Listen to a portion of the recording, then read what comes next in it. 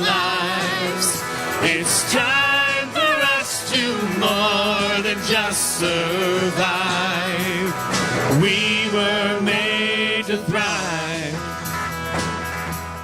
Our one-day vacation Bible school, 9:30 to 2:30. A lot of you have signed up for different pieces of that puzzle, so thank you very much. Friday morning, 9 o'clock to 2 o'clock, so they have a 5-hour window there. We're going to transform into VBS. So if you have that Friday available and can come out and be part of the setup crew, that'll be great. I think we have things lined up. Be talking to the team this week if we need drivers and stuff, because we'll be going down to the Star Center and shuttling folks back and forth. It's kind of a new program, but if you can show up, even if you haven't signed up, and just be a gopher, we'd appreciate it, both Friday and Saturday for this new program.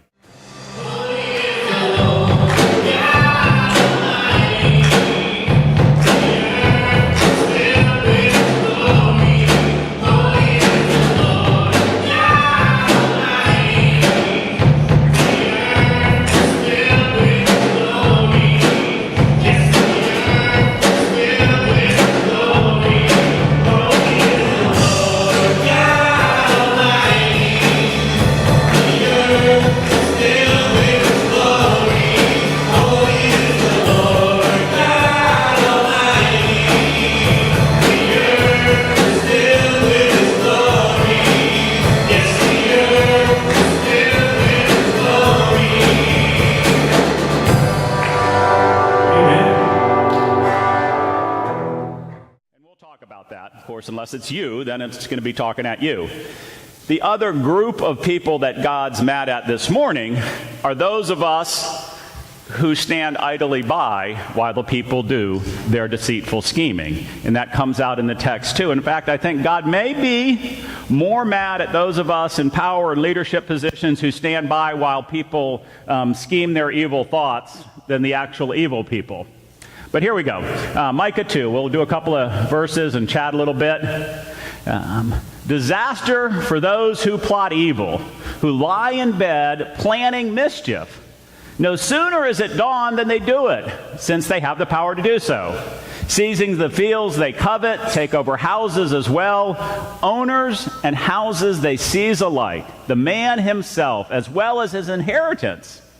So Yahweh says this, look, now I'm plotting a disaster for this breed from which you will not extricate your necks. You will not hold your head up then, for the times will be disastrous indeed. On that day I will make a satire for you or on you, and they will strike up a dirge and say, we have been stripped of everything. My people's land has been divided up. No one else can restore it to them. Our fields awarded to our despoiler. Because of this, you will have no one to measure out a share of Yahweh's community. So tough stuff.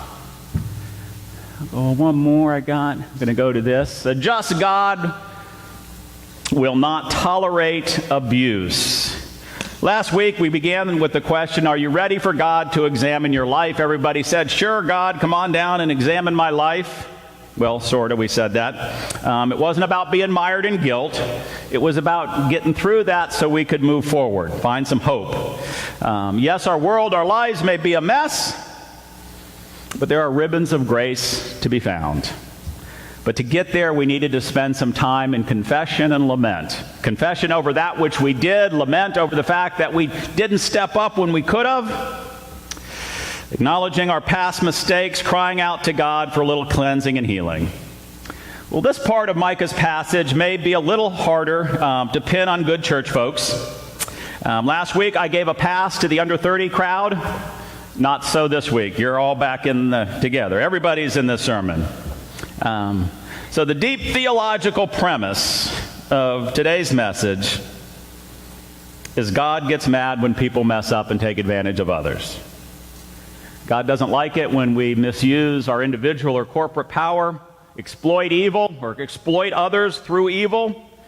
The commentary puts it this way, nice scholarly text. In this context, the prophet's cry introduces an indictment of those who lie awake at night, devising new and creative ways to steal land and homes, then wake up early in the morning to carry out their covetous plans. What began as just a devious thought in the middle of the night turns into injustice and cruelty. Yes, Jesus loves you, but right now God's kind of mad. Kind of in the historical context, their economic model, Israel and Judah back in the day, was built on this idea of land ownership. The land was given as a gift, a grant, if you will, to the people. Each family enough land to take care of themselves. I use the term, each living underneath their own fig tree. Not that everybody grew figs, but the idea you could produce enough crops, barter with your friends, everything was good, a just community. If you worked hard, tended your fields, and got ahead, great. Everybody had equal opportunity and equal responsibility. But if your family ever lost your land, or more specifically with this text, if you were ever swindled out of it, all that was lost. There was no service economy back in the day. There was servitude or slave labor, but you could never get it back. And when the system allowed for unscrupulous folks to cheat you out of land or cheat others out of land, again, God's not happy. And has been the case throughout history. When folks get a little bit of power, I got a little bit ahead. Well, maybe I could manipulate the system, get a little bit more ahead, but now I got more power, so I can better manipulate the system and even get more ahead. But you didn't have to just be wealthy. People up and down the socioeconomic ladder lay awake at night doing their scheming. And his message for those who would devise these plans. Well, if you're laying at night thinking about your evil plans, guess what? God's doing the same thing against you. If Yahweh's plan was for mutual opportunity and responsibility, then you're supposed to spend your night figuring out ways to work harder, better, maybe even help out your neighbor a little bit so you both get ahead. And God knows it's good for our souls to be productive, to share in the work and the reward.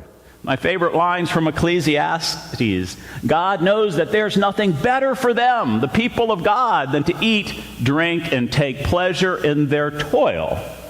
Of course, the toil was the first part, right? You had to do the toil, the work, to be able to take pleasure in it. But again, if you spend your nights on deceitful schemings, God's going to get upset. I want to go back to our prayer of confession. We're going to keep the same confession for the full 7 weeks. Just a reminder of our participation in these schemes. So, for those who dare, I offer this unison prayer.